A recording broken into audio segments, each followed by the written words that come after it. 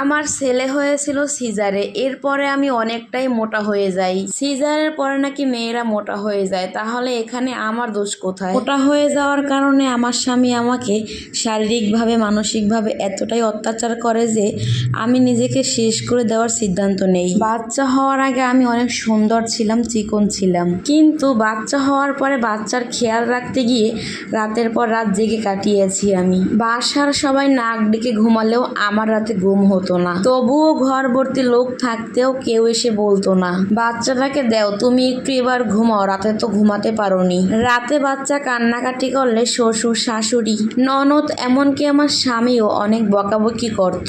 তাদের নাকি ঘুমে ডিস্টার্ব হতো। বাচ্চার বয়স যখন 6 মাস তখন থেকে হঠাৎ করেই আমি খেয়াল করি আমার স্বামী আমার থেকে দূরে সরে যেতে থাকে। আমার স্বামী আমাকে বলে আমার শরীর থেকে নাকি ঘামের গন্ধ আসে, আমি নাকি অনেক অপরিষ্কার হয়ে থাকি, নোংরা হয়ে থাকি। কিন্তু সারাদিন সংসার সামলিয়ে, দুধের বাচ্চা সামলিয়ে নিজের জন্য 1 সেকেন্ডও সময় পেতাম না। এক পর্যায়ে স্বামী আলাদা রুমে থাকা শুরু করে, কারণ একটাই, আমি যে অনেক মোটা, আমাকে নাকি তার আর এখন ভালো লাগে না।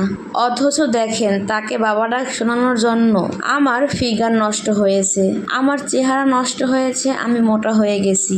অবহেলার পরিমাণ যখন খুব বেড়ে যায়, তখন একদিন আমি বুঝতে পারি তার খালাতো বোনের সাথে সে সম্পর্কে জড়িয়েছে। ওই মেয়েটাও ঘন ঘন আমার শ্বশুরবাড়ি আসতে শুরু করলো। আমি প্রথমে টের পাইনি, কারণ আমি আমার মতো সরল সবাইকে ভাবি। একটা সময় যখন দেখলাম ওই মেয়েকে নিয়ে সবার সামনে অবাধ চলাফেরা শুরু করেছে, ওই মেয়েকে নিয়ে রাতে ডিনার করে ফেসবুকে দিচ্ছে, কোনো রাতে আবার বাসায় ফিরতোও না, তখন আর আমার বুঝতে বাকি রইল না আমার স্বামী আমাকে প্রতিনিয়ত ধোঁকা দিয়ে চলছে। আমার সন্তানকে তার বাবার আদর থেকে বঞ্চিত হতে দেখে আমি আর চুপ থাকতে পারিনি। আমার স্বামীকে সোজা সাপটা জিজ্ঞাসা করি সে এসব গুনার কাজ থেকে বিরত থাকবে কিনা। তখন সে আমাকে এত মারে যে আমার ডান হাত ভেঙে যায়। ব্যথায় চিৎকার করতে করতে সন্তানকে বুকে জড়িয়ে সেদিনই সেই বাড়ি থেকে চলে আসি আমার বাপের বাড়িতে। 1 বছর হয়ে গেল, সে আজও আমায় নিতে আসেনি। 2 একবার ফোন দিয়ে খোঁজ খবর নিয়েছে, বেঁচে আছে কিনা, মরে গেছি। 2 মাস আগে খবর পেলাম সে নাকি তার খালাতো বোনকে নিয়ে বিদেশ চলে গেছে। কথাটা সত্য কতটুকু এটা জানার মন মানসিকতা আমার আর নেই।